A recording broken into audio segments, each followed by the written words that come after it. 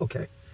Running out of daylight, running out of power on my phone. Sorry. So this is part 3 of the ID.4 50,000 mile review. You probably should check out part 1 and part 2, right? So, as far as the car is great. Compared to, like I was saying before, in comparison to other cars, it's smaller. I mean, it's slower than all the other EV cars. From what I hear, um, I would not have a problem if you're concerned. If you're a speed racer, go for someone else. But if you're just a general person, way quick enough, faster than a lot of other cars, especially remember 6,000 pounds. Number two, the price for $46,000. It was way cheaper than everything else I looked at. With the features it has, I think it's great. The Audi's ridiculous for the same features and the same options, even though they get less range and it's the same platform. The EV6, I wouldn't even think about buying it, considering I buy a lot of Volkswagens, but also the rear windows in the EV6 are too teardropped and too small, I think. That's not a good thing. I've given thousands and thousands of people rides in my car. Everybody gets in and says, "Oh, this is the nicest car I've ever been in. This is nicer than Tesla. This is great." Of course, that's subjective. I think it's a great car. I think the quality is great. I like it better than a Tesla because I don't like if you look at the boring dentist, office waiting room, I guess that's my own opinion, right? I feel like the dashboard here looks much better. I like the roof's got a shade on it. I think the seats are much more comfortable. Being $25,000 cheaper than a Tesla, having 3 years of free charging, having the tax credits. I do want to get the Cybertruck, of course. It's another video. But I think this is a great value. I know it gets negative reviews from everybody, and I don't understand why. I forgot, this car has such a great turning radius. I could do a U-turn in one lane and be back where I started, and in the city driving, that is fantastic. It's not as much power as an all-wheel drive. Honestly, if they would have had an all-wheel drive, I would have bought it, but they didn't have one, and I'm totally fine with it. I don't feel like I'm missing out. I think it's awesome. I think it's about the right tires more than all-wheel drive for most situations, and I'm not going to take this off-road. I have zero regrets. I get a little bit more range, and the turning radius is so cool. I cannot understate that much how awesome it is to have a great turn radius. The sound system here is worse than a lot of my other cars, to tell you the truth. I mean, I had the 2012 Golf TDI with the really nice speakers and with the Dyna audio, and wow, compared to, I mean, of course that sounds great. This is not such a great sound system. Not the hugest deal for me. Okay, I listen to podcasts a lot and like folk music, right? So not the biggest deal for me. The lights are really nice. The lighting is really nice on the inside. It's getting darker right now. The auto lights in this car are so awesome. Being able to turn the auto lights on and have them actually go off when other cars come.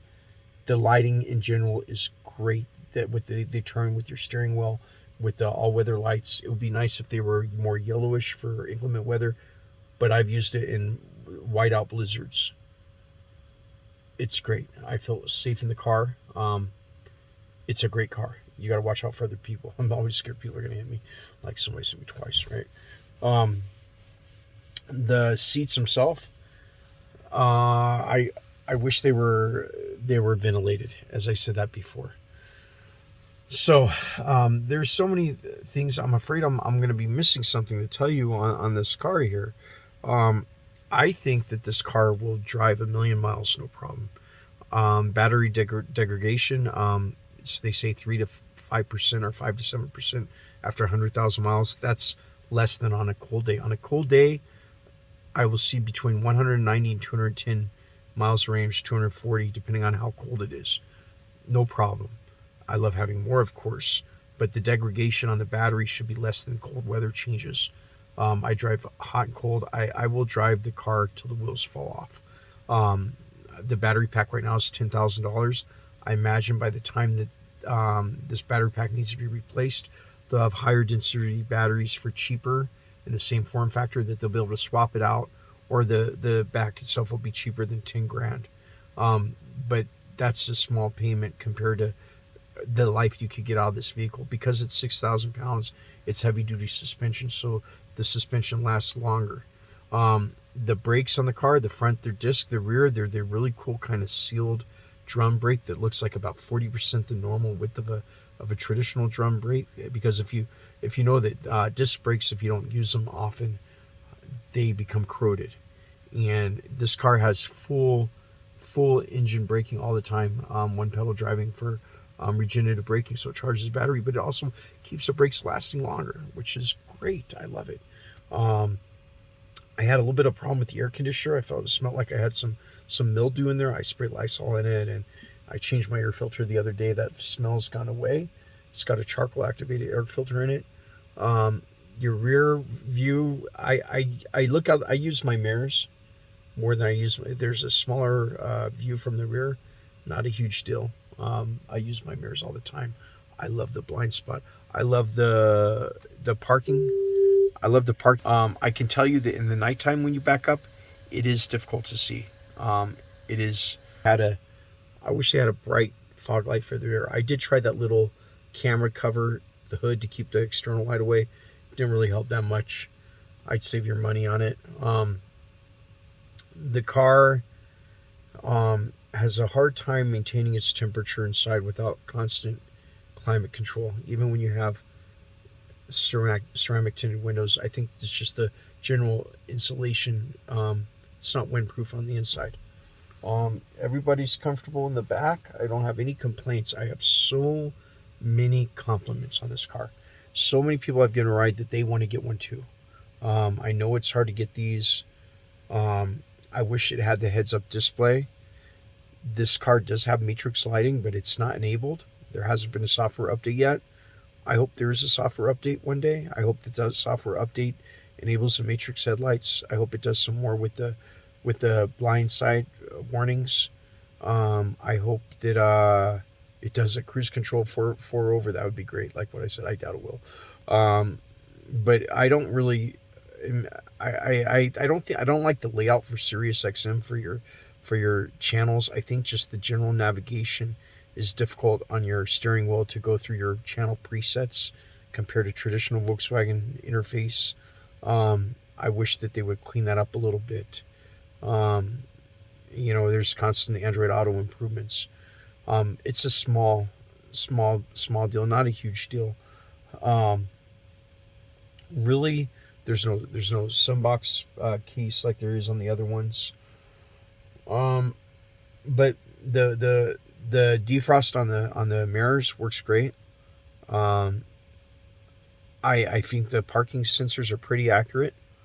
I am really happy, and I don't know why this car gets a bad review. I will drive this 100,000 miles probably by October, and if you stick around, I'll drive another 100,000 miles because that's what I need to do my work. And I'm so grateful.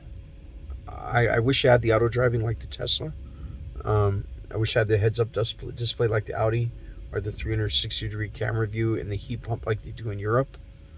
Not the hugest deal in the world. This car is way more durable than my diesels were, and there's charging stations everywhere that I need one. There's one 2 miles from my house, and of course I charge at my house every night. It had some issues with scheduled charging, and the best way is to not schedule charging. Just plug it in. And what else can I tell you about this car? I really don't have any complaints. I think I've gone over everything. I wish they had an inbuilt dash cam as an option. That would be kind of cool. I know some people have got them. I think I might put one on there one day. My future plans for this car is just to wrap the A-pillars on the door, because I don't like that micro scratches in there. I'm getting the car fixed. White's good, hides damage. It's a clean car. Get compliments about how it looks on the front. Really, I don't know why this car is so underrated. I think it should be at the top of your value list, and I completely recommend it. I feel as though that there's some stuff I'm missing. The auto wipers work great. I said that issue with the snow buildup on the left side of the wiper window, that's kind of a pain in the butt to chisel off the snow. But other than that, I think I've covered everything. I enjoy this car. I know if you're waiting for an ID.4, you'll enjoy it too. Make sure you get the right all-weather tires for winter. I don't see a rain shit in my tires that much at all. Hopefully they'll come out with some better EV tires that last longer. It stops great. It's not boring like other people say. I get hundreds and hundreds of people say, "Oh my God, this car's so fast! I never rode an electric car." And I'd say, "Well, yeah, well, it's actually the slowest electronic car that you have." But most people don't know that. The negativity in the reviews telling you it's boring. I never give rights to people who say, "Oh, this is a boring car," like what you hear car and drivers say. So I would take it with a grain of salt. It is a really solid car, really good distance, further distance than the Volvos, further distance to a lot of cars. It's like I said, I've seen like 280 miles out of it on a summer day. Fully recommended. And for everybody else, I'll put a video coming soon about my life. Stay tuned. Thanks for watching. I hope you guys enjoy this car as much as I do. I really recommend it. And I'm looking forward to the Cybertruck. See you later, alligators.